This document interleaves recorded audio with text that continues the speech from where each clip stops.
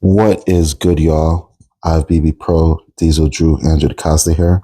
It's been a minute, but I am back with another video, and today we're going to be hitting some quad focus legs. Starting the day off with some squats. Now, I'm an old man, y'all. I can't be loading up the barbell squats and loading up my back with the barbell squats like I used to. So I've been trying to find different movements that will provide the similar load pattern to a squat without the spinal compression. And what I found is that this machine in particular, the Pendulum Power Squat Pro, does a really, really good job at allowing me to load the quads and give me a really, really good squat load pattern without the spinal compression. So I love this machine. It's really become a mainstay in my quad training.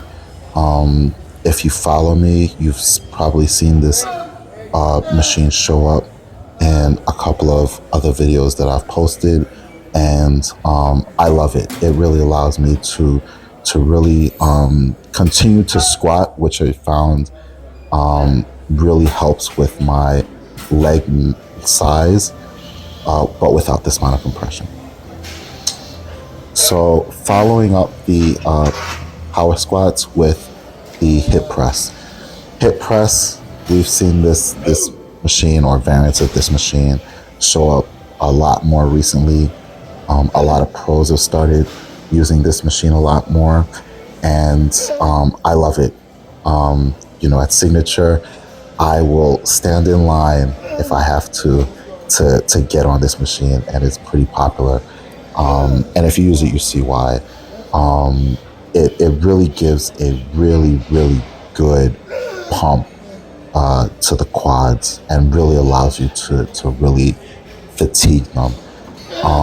And you don't really need to go super, super heavy on this. It's kind of hard to go super, super heavy on this because of the way the movement is.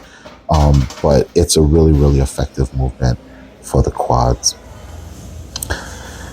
So after the hip press, we moved on to adductors. Now, adductors is something that I'm going to be focusing more on this off season.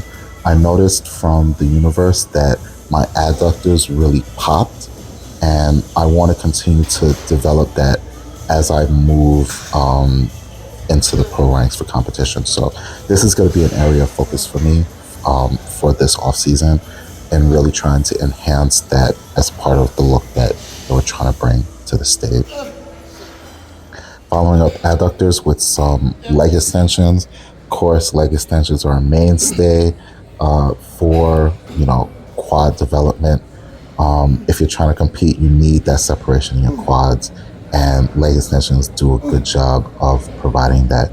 Now, one thing that I've learned over the years with leg extensions is instead of focusing on the teardrop, which is where a lot of people feel this movement when they do it, if you pull yourself into the seat, like you'll see my one hand is holding the handle and really pulling that hip into the seat as I contract, and it allows me to focus more of the movement on the upper part of my quad as opposed to the part closer to the teardrop. So as you can see, I'm pulling on that handle and then driving my hip into the seat, and then initiating the contraction more towards my hip flexor as opposed to initiating the movement with my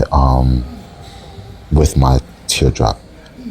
So there's a little trick that I've learned, and it's helped to allow me to focus more on separation with this movement as opposed to teardrop pump. I do have two leg days, a quad focused leg day and a hamstring focused leg day, where I do primarily hamstrings and glutes. However, I like to throw in a hamstring movement at the end of quad day, just because it's an area that, again, I want to put a little bit more meat on in the off season. So finished up quad day with some hamstring curls, before calves, did calves as well. And again, this is just to give a little bit more weekly volume to my hamstrings as I try to bring them up. And that's it. Meat and potatoes leg day. Nothing fancy, but definitely gets the job done. So appreciate y'all for watching and stay tuned for more.